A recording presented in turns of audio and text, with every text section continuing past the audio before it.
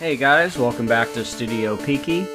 It's been a little while since my last upload, but I still am playing Pokemon and I will continue to do so until I complete every Pokedex of every Pokemon game. This is going to take me a while, and it's not something that I'm just trying to rush through because I will burn myself out. So right now I am organizing my inventory and my Pokemon, and I am preparing to go on the sea with Surf. But before I do that, I am trying to square away a few things. As you see, I have to get the move Strength, and I am organizing my Pokemon as well with HMs, so that I will be prepared to go through the cave before I go confront Blaine at the Isle of Cinnabar, I believe, Cinnabar Island.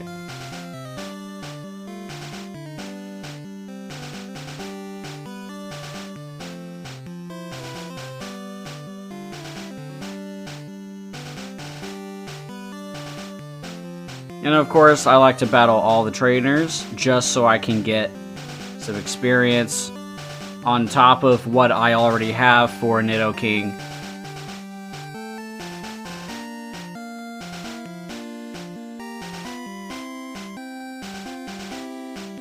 Trying to be mindful of my PP for all of my moves, so that way I don't have to make a pit stop back to the Pokemon Center. As I have said before, the older games are not very generous when it comes to the Pokemon Center's availability. And what I mean by that is in the newer games, as you are traveling through, there will be random NPCs that heal you up completely, like rest stops or checkpoints. The older games have very few of those. These older games are quite a bit more difficult. And of course I had to stock up on Pokeballs before I left as well, because I will be trying to catch Articuno on my pass through to Cinnabar Island. I'm actually glad I have Nidoking on this part, because all of these Tentacool, they have a move called Acid that can poison your Pokemon, and that crap gets really annoying when you're just trying to get through the water. Although something I did notice really quickly is that, yes, you can run into Pokemon on the water in the older games, but the chance to do so is a lot more rare, compared to the newer games where you can literally walk 5 feet like you do in grass and just run into a Pokemon.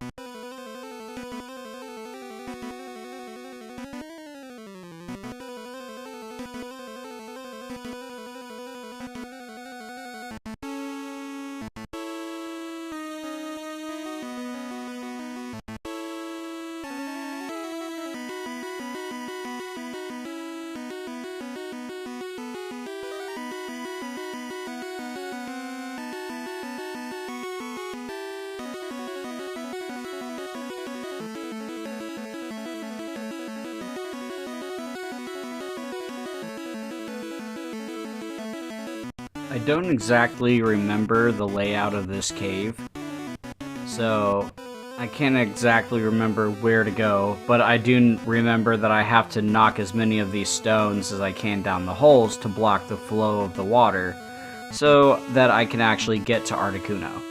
It kind of reminds me of my first time ever going through this cave because I absolutely did not remember my way through. Although the first time I went through it, I didn't know that I literally had to knock down all of the stones.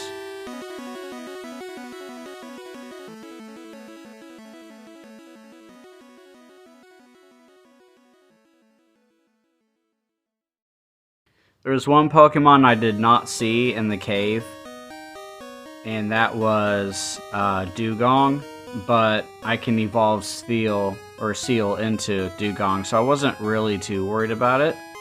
There was a Golbat that managed to escape me. It ran before I could get enough Pokeballs thrown at it, but I can also evolve a Zubat to get Golbat, so I'm not too worried about that either.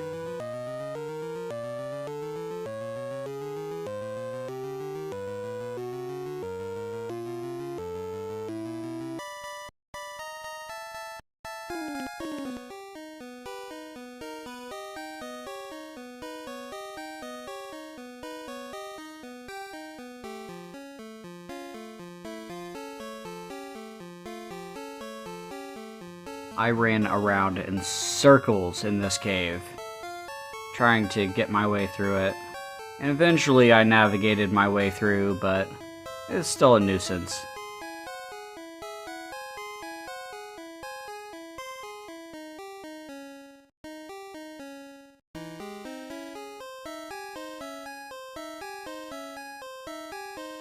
Every once in a while I forget whether I caught something or not, and I have to go into the Pokedex and check to make sure I did catch one or if I hadn't.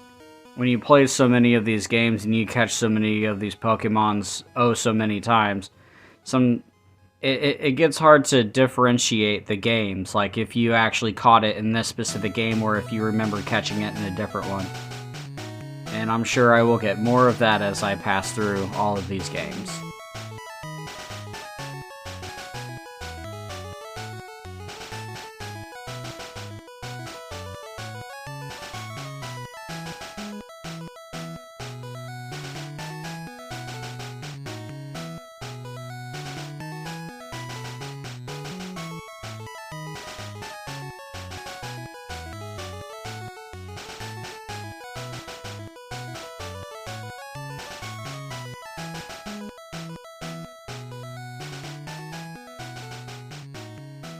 Now this battle is harder than I had expected.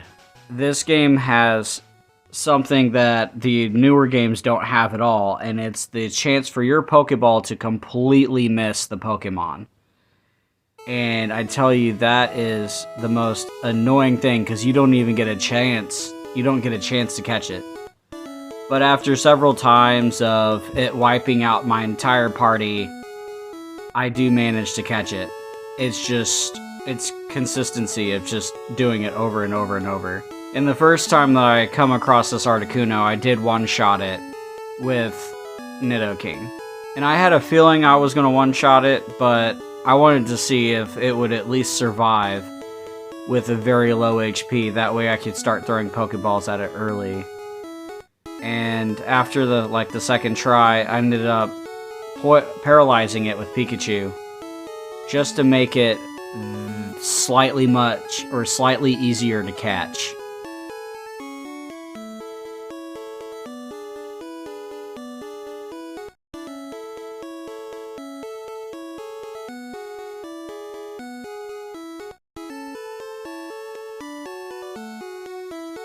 I really do like the Slowbro art on the game. Some of the Pokemon, I very much enjoy the posture or the art for them, especially Pikachu. This is like the original fat, chubby Pikachu, and it's adorable. Whereas the newer games, Pikachu has a more slender, sleek look to him.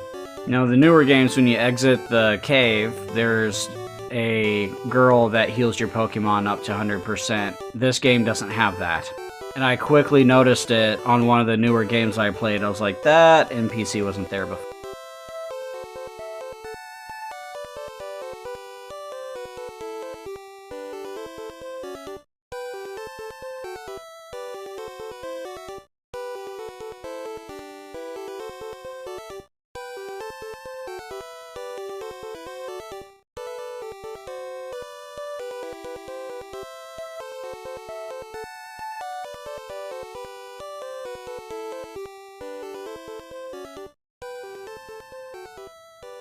Well, that's all I got for now.